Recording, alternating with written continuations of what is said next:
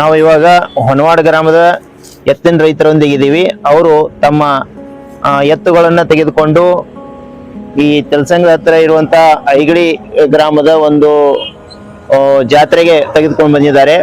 ಇಲ್ಲಿ ಎತ್ತುಗಳ ಒಂದು ಪ್ರದರ್ಶನ ಇದೆ, ಇಲ್ಲಿ ಮಾರಾಟ ವ್ಯವಸ್ಥೆನೂ ಕೂಡ ಇರುವಂತದ್ದು. ಹೊನವಾಡ ಗ್ರಾಮದಲ್ಲಿ 150ಕ್ಕಿಂತ ಹೆಚ್ಚು ಜೋಡಿ ಎತ್ತುಗಳಿದಾವೆ. ಅದರಲ್ಲಿನೂ ಕೂಡ ತಾವೇನ್ ನೋಡ್ತಾ ಇದ್ದೀರಿ, ಇಲ್ಲಿ ಯುವಕರೇ ಇದ್ದಾರೆ, ಎಲ್ಲರೂ ಎತ್ತು ಕಟ್ಟಿದಂತವರು.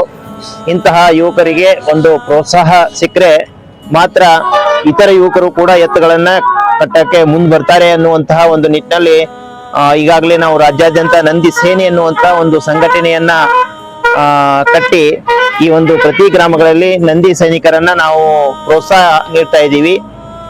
ಈ ನಿಟ್ಟಿನಲ್ಲಿ ಯಡಿಯೂರದಿಂದ ಶ್ರೀಶೈಲವರೆಗೆ ನಂದಿ ಸೇನೆ ರಥಯಾತ್ರೆ ನಡೆಯೋದಿದೆ. ಇದೇ ಮಾರ್ಚ್ 5ರಂದು ಯಡಿಯೂರದಿಂದ ಪ್ರಾರಂಭವಾಗಿ ಶ್ರೀಶೈಲದಲ್ಲಿ 15ನೇ ತಾರೀಕಿಗೆ ಮುಕ್ತಾಯಗೊಳ್ಳಲಿದೆ. ಮಾರ್ಗ ಮಧ್ಯದಲ್ಲಿ ಹೋಗುವಾಗ ಹೊನವಾಡ ಗ್ರಾಮದಲ್ಲಿ ಒಂದು ದೊಡ್ಡದಾದಂತಹ ಒಂದು ರೈತರ ಸಮಾವೇಶವನ್ನ ನಾವು ಹಮ್ಮಿಕೊಂಡಿದ್ದೀವಿ. ಹಾಗಾಗಿ ನಾವು ಇವೆಲ್ಲ ಯುವಕರೊಂದಿಗೆ ನಾವು ಮಾತನಾಡಿದಾಗ ಅವರು ಎಲ್ಲರೂ ಕೂಡ ಒಮ್ಮತದಿಂದ ಒಂದು ಸಮಾವೇಶ ಮಾಡ್ತೀವಿ ಅನ್ನುವಂತ ಒಂದು ಅಭಿಪ್ರಾಯವನ್ನ ವ್ಯಕ್ತಪಡಿಸಿದ್ದಾರೆ. ಈಗ ಅವರಿಂದನೇ ಕೇಳೋಣ ತಮ್ಮ ಅಭಿಪ್ರಾಯವನ್ನ ತಿಳಿಸ್ಬೇಕು ಅಂತ.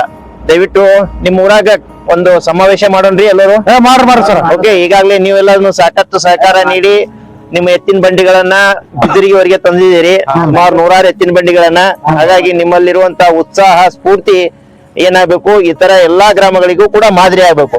ಆ ನಿಟ್ಟಿನಲ್ಲಿ ಒಂದು ದೊಡ್ಡದಾದಂತಹ ಸಮಾವೇಶವನ್ನ ನಿಮ್ಮ ಗ್ರಾಮದಲ್ಲಿ ಮಾಡಿ ತೋರ್ಸೋಣಂತೆ. ಇದೇ ತಿಂಗಳು ಅಂದ್ರೆ ಮಾರ್ಚ್ 7ನೇ ತಾರೀಕಿಗೆ ಸಾಯಂಕಾಲ ಮಾಡನ್ರಿ ಎಲ್ಲರೂ. ಓಕೆ, ಎತ್ತಿನ ಬಂಡಿಗಳ ಮುಖಾಂತರ ಆ ಒಂದು ರಥಯಾತ್ರೆಯನ್ನ ನಂದಿ ಸೇನೆ ರಥಯಾತ್ರೆಯನ್ನ ಸ್ವಾಗತ ಮಾಡೋದು ಮತ್ತೆ ಬೀಳ್ಕೊಡೋದು, ಒಂದು ವಿಶೇಷವಾಗಿ ಸಂದೇಶವನ್ನು ಗ್ರಾಮಗಳಲ್ಲೂ ಕೂಡ ನಿಮ್ ಬಗ್ಗೆನೇ ನೀಡೋದು. ಓಕೆ, ನೀವೆಲ್ಲ ಯಾರಂತ ಹೇಳ್ತೀರಿ?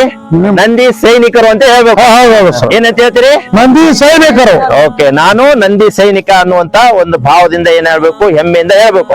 ನಾವು ಎತ್ತು ಕಟ್ಟಿಲ್ಲ, ಏನ್ ಮಾಡಿದೀವಿ, ಸಾಕ್ಷಾತ್ ಶಿವನ ವಾಹನವನ್ನ ನಮ್ಮ ಮನೆಯಲ್ಲಿ ಕಟ್ಟಿದೀವಿ ಅನ್ನುವಂತ ಒಂದು ಭಾವದೊಂದಿಗೆ ಏನ್ ಮಾಡ್ಬೇಕು, ನೀವು ಒಕ್ಕಲ್ತನ ಮಾಡ್ಬೇಕು ಅನ್ನುವಂಥದ್ದು. ಹಾಗಾಗಿ ಇದೆಲ್ಲ ಮಾಡ್ತಾ ಇರೋದು ಜೋಡೆತ್ತು ಕಟ್ಟಿದಂತಹ ರೈತರಿಗೆ ತಿಂಗಳ 11,000 ರೂಪಾಯಿ ಪ್ರೋತ್ಸಾಹಧನವನ್ನ ಸರ್ಕಾರ ಕೊಡ್ಲೇಬೇಕು ಅನ್ನುವಂತಹ ಒಂದು ನಿಟ್ಟಿನ ಒಂದು ಸ್ಪಷ್ಟವಾದಂತಹ ಸಂದೇಶವನ್ನ ರಾಜ್ಯ ಮತ್ತು ಕೇಂದ್ರ ಸರ್ಕಾರಕ್ಕೆ ನೀಡುವಂತ ನಿಟ್ಟಿನಲ್ಲಿನೇ ಈ ಒಂದು ಅಭಿಯಾನ ರಾಜ್ಯಾದ್ಯಂತ ನಡೀತಾ ಇದೆ.